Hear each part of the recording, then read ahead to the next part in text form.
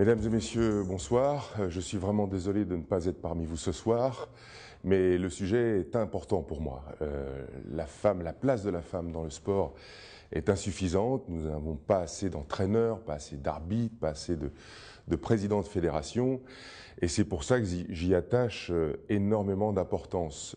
Bonsoir à tous. Bonsoir, c'est clair. Mais nous pouvons démarrer pour parler de ce livre qui est le thème de cette soirée, l'année du sport féminin 2011. Et là, moi, je retiendrai 3 mots en ce qui concerne le sport féminin, c'est plaisir, désir, loisir. Et tout, ce sont les émotions. Est-ce qu'on peut résumer le sport féminin à ça? Mais c'est ce qui fait la caractéristique, je pense, du sport féminin au moment où il en est en ce moment en France ou en Europe. Et ce qui nous a plu beaucoup, c'est de mélanger, de mixer, de proposer tous les sports et de ne pas se consacrer à un seul sport.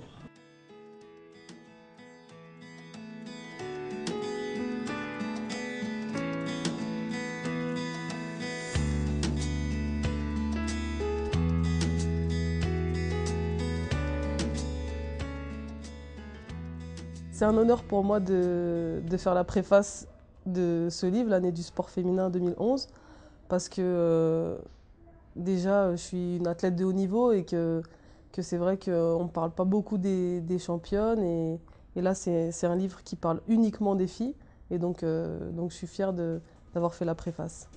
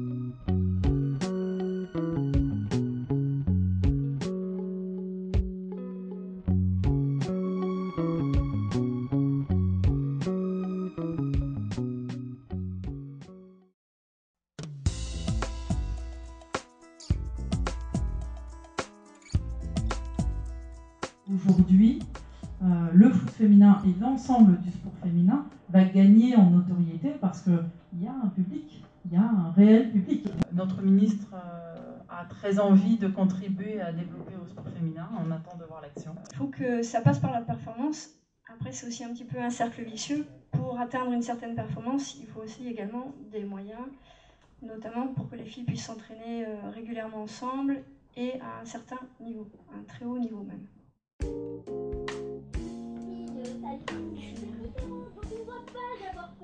Au JO de Londres l'été prochain. Ceux qu'on n'a pas eu? Mais forcément, on les a pas encore disputés. Fais pas l'idiot, coach, tu m'as très bien comprise. Peut-être, mais je vous parle franchement. Je crois que vous auriez plus de chance si vous faisiez...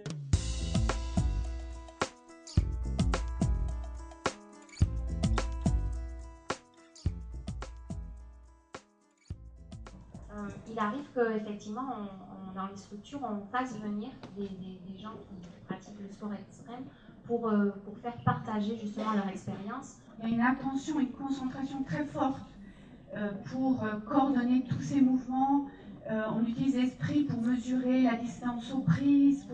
Il y a une espèce de stratégie aussi qui intervient. Et il y a une tension aussi en parallèle avec un certain volontarisme, enfin une volonté de réussir. J'ai tendance à dire que la compétition et l'entraînement avant, moi qui ai 2 enfants, je vais le comparer à un enfant, c'est-à-dire que il y a la phase où on est enceinte, c'est l'entraînement, la phase où il y a ensuite l'accouchement, je vais dire c'est la compétition, mais en même temps c'est dur, c'est pas facile, ça fait mal et on se dit qu'on reviendra plus, qu'on recommencera plus, c'est terminé. Et en fait, il y a la phase où le bébé arrive et on le découvre, et moi je dirais que c'est ma ligne d'arrivée.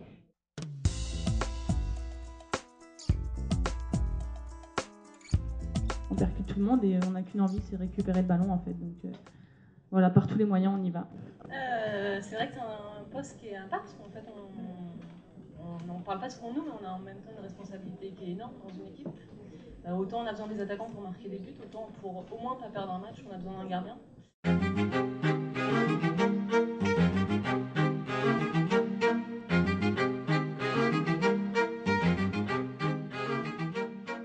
How I did it, the reality is Iran, despite being an Islamic regime and a very dictatorial, at a basic level within the country, people are against it.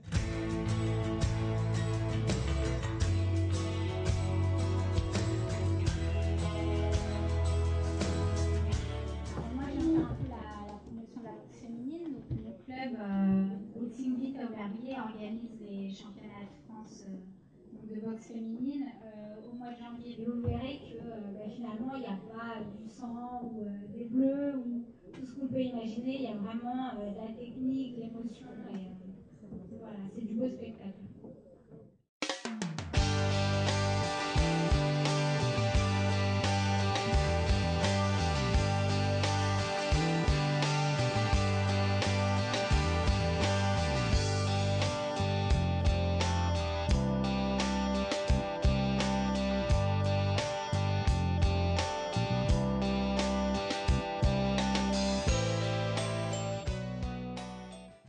Je vous remercie évidemment tous et toutes.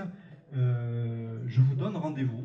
Ce sera le premier jeudi de décembre 2012 et à l'année prochaine.